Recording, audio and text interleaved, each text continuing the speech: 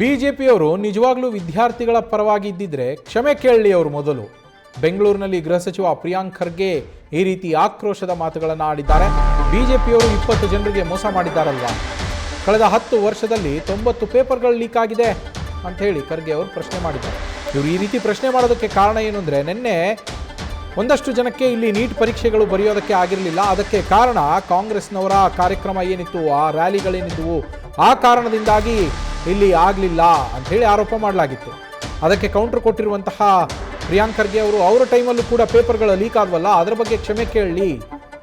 3 ಜನರಿಗೆ ಪರೀಕ್ಷೆ ಬರೆಯೋದಕ್ಕಾಗಿಲ್ಲ ಅನ್ನೋದು ನಿಜ, ಆದರೆ ಅದಕ್ಕೆ ಕಾರಣ ಸ್ಪಷ್ಟವಾಗಿದೆ. ಇದಕ್ಕೆ ರ್ಯಾಲಿ ಕಾರಣ ಅಲ್ಲವೇ ಅಲ್ಲ. ಬಿಜೆಪಿಯವರು ರಾಜಕೀಯ ಮಾಡಲಿ, ಆದರೆ ಲಾಜಿಕ್ ಆಗಿ ಮಾಡಲಿ, ಲಾಜಿಕ್ ಇಲ್ದಂಗೆ ಏನೇನೋ ಮಾತಾಡೋದಲ್ಲ ಅಂತೇಳಿ ಬೆಂಗಳೂರಿನಲ್ಲಿ ಗೃಹ ಸಚಿವ ಪ್ರಿಯಾಂಕ್ ಖರ್ಗೆ ಅವರು ಗರಂ ಆಗಿರುವಂಥದ್ದು.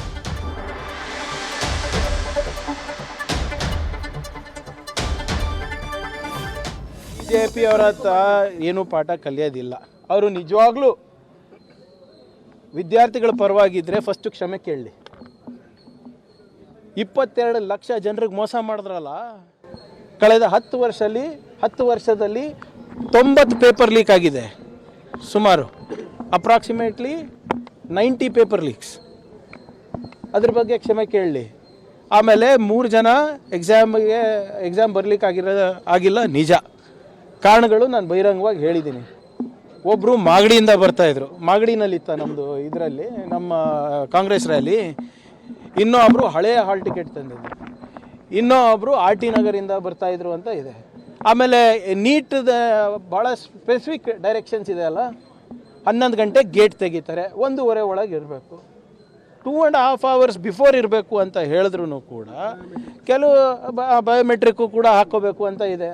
ಭಾಳ ಸ್ಪಷ್ಟವಾದಂಥ ಸ್ಟ್ಯಾಂಡರ್ಡ್ ಆಪರೇಟಿಂಗ್ ಪ್ರೊಸೀಜರ್ಸನ್ನು ಕೊಟ್ಟಿದ್ದಾರೆ. 720 ಜನನೋ ಏನೋ RC ಕಾಲೇಜ್ನಲ್ಲಿ ಬರೆದಿದ್ದಾರೆ. ಅದರಲ್ಲಿ 140 ಜನ ಆ್ಯಬ್ಸೆಂಟ್ ಇದ್ದರು. ಅವರೆಲ್ಲ ಹೆಂಗೆ ಹೋದರು? ಮತ್ತು ನೋಡಿ, ರಾಜಕೀಯ ಮಾಡಬೇಕು ಅಂದರೆ ಸರಿಯಾಗಿ ಮಾಡಿ, ಲಾಜಿಕಲ್ಲಾಗಿ ಮಾಡಿ.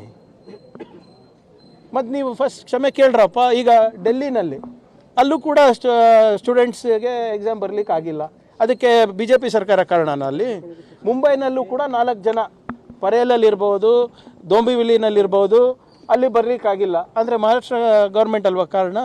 ಹಿಂದೆ UPನಲ್ಲಿ ಟ್ರೈನ್ ಲೇಟಾಗಿ ಬಂತು ಅಂದ್ಬಿಟ್ಟು ಹೈಕೋರ್ಟು 9 ಲಕ್ಷ ಅವರಿಗೆ ಫೈನ್ ಹಾಕಿದ್ದಾರೆ. ರೈಲ್ವೇಸಿಗೆ ರಾಜೀನಾಮೆ ಕೊಡಿಸ್ರ ನೀವು? ಅಶ್ವಿನಿ ವೈಷ್ಣವ್ದು ಧರ್ಮೇಂದ್ರ ಪ್ರಧಾನ್ ಅವ್ರ ಲೀಕ್ ಆದ ತಕ್ಷಣ ನೀವು ರಾಜೀನಾಮೆ ಕೊಡಿಸ್ರ? ನೋಡಿ, ಇವರಿಗೆ ಸಾಮಾನ್ಯ ಪ್ರಜ್ಞೆ ಇದ್ದರೆ ಮಾತಾಡ್ಬೋದು. ಇವರೇ ಈ ಖಾಲಿ ಟ್ರಂಕ್ಗಳ ಜೊತೆ ಏನಂತ ಮಾತಾಡೋದು? ನ್ಯೂಸ್ ಫಸ್ಟ್, ನಿರ್ಭೀತಿಯಿಂದ ನಿಮ್ಮ ಪರವಾಗಿ.